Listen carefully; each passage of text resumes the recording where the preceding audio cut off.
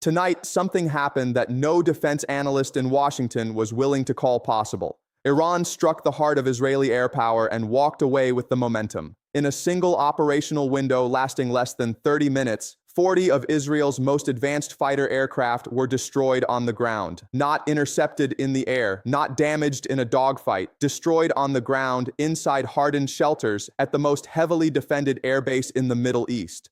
$4 billion of American-built aerospace technology gone before a single pilot reached a cockpit.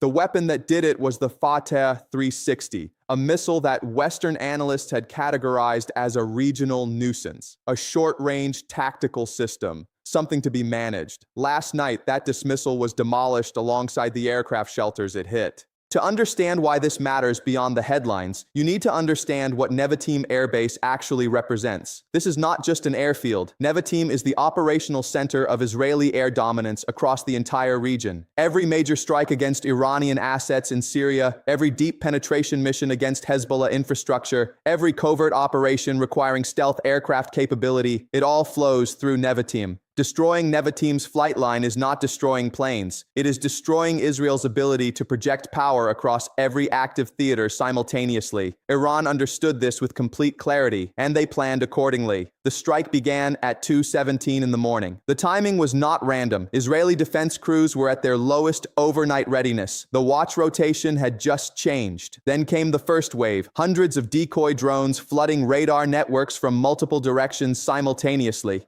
throwing Iron Dome and David Sling battery allocation systems into what engineers call saturation paralysis. Every available interceptor in the network began cycling through target assignments faster than reload capacity could support. That was the trap. While Israeli air defenses were fully committed to the decoy wave, the Fateh-360 salvos were already airborne. They arrived in groups of 8 to 12 missiles per target, compressed into windows of under 30 seconds, approaching from multiple angles simultaneously. A point defense battery facing that mathematics has no good solution. It can engage some of the incoming weapons. It cannot engage all of them, and the ones it does not engage reach their target. The terminal guidance system is what made the difference between a damaging strike and a catastrophic one. Unlike conventional ballistic missiles that follow predictable trajectories and can be assigned intercept solutions, the Fateh-360 activates an electro-optical seeker in its final descent phase. It compares the ground beneath it against a preloaded digital target model.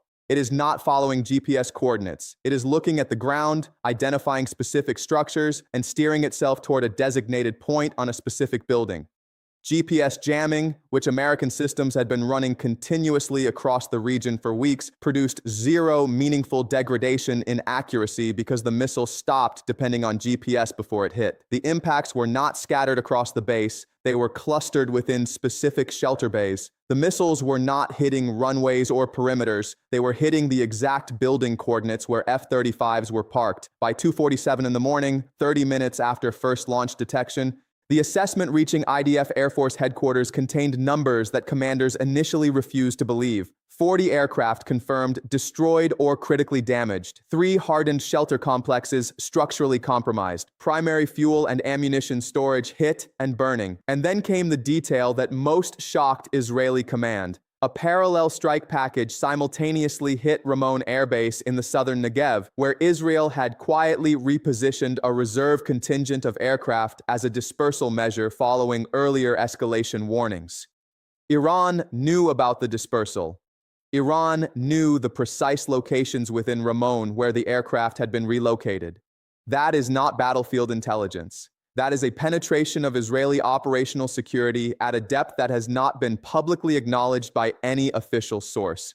The geopolitical consequences are now radiating outward in every direction. Israel entered the night as the dominant air power in the region. It exited the night without an offensive air force capable of sustained regional operations. Gaza operations are being conducted with a fraction of available aircraft. The northern front with Hezbollah has changed character because Hezbollah's leadership understands that Israeli air power is now operating under severe constraint. Syria, where Israel had been interdicting Iranian weapons transfers to Hezbollah, is effectively a closed theater. Those transfers will now continue unimpeded, Washington's response has been paralyzed not by political weakness but by a genuine military problem. Moving carrier strike groups back into range means accepting a risk level that American Naval Command has just demonstrated it is not willing to accept. Presenting a credible retaliation threat requires that Iran believes the threat is unlimited. Iran's decision to execute last night's strike reflects a leadership calculation that it is not.